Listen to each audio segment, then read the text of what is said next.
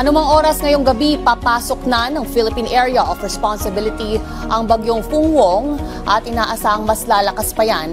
Tinatawag na natin itong bagyong Uwan. Sa huling tala ng Pag-asa, may tagla itong hangin umaabot sa 110 kilometers per hour at bugso ng hangin umaabot sa 135 kilometers per hour malapit sa gitna. Gumagalaw yan sa mabilis na 25 kilometers pa kanluran. Huling namataan yan sa layo na 1,175 kilometers kanluran ng Eastern Visayas. Wala pa yung direktang epekto sa ating bansa pero bukas ng hapon, posibleng makaranas na ng pagulan.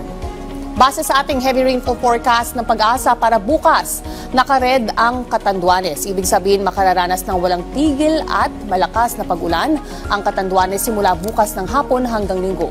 Maaring umabot sa higit 200 mm ang buhos ng ulan sa loob ng 24-hour period.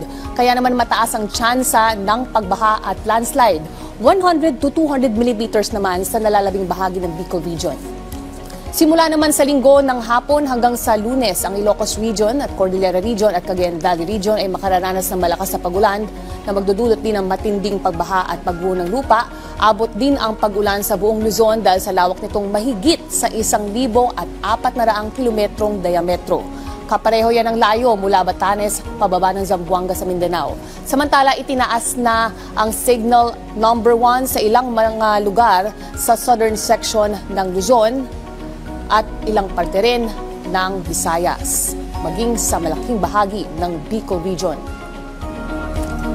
Ngayon silipin naman natin ang pinakahuling forecast track ng Pag-asa. Lalapit ito sa kalupaan ng Bicol Region at Samar linggo ng umaga habang gumagalaw pahilagang kanluran. Tatama ang sentro o mata ng bagyo sa kalupaan sa linggo ng gabi, partikular sa Aurora Province. Babala po, dadaan ang bagyo sa gabi ng linggo hanggang madaling araw ng Lunes, kaya wala pong tulugan sa mga areas na yan. Maging alerto at take shelter. Tutumbukin ito ang mga probinsya sa Cordillera Region, Ilocos Provinces, madaling araw yan ng Lunes hanggang umaga. Maganda at alerto po ang ating mga kababayan na nakatira sa coastal areas ng Cagayan Valley Region, Quezon at Bicol Region, maging ang mga nakatira sa landslide at flood-prone areas o mabababang lugar. Sumunod po sa ating mga LGUs at hindi rin ligtas pumalaot sa seaboards ng Luzon at ng Visayas.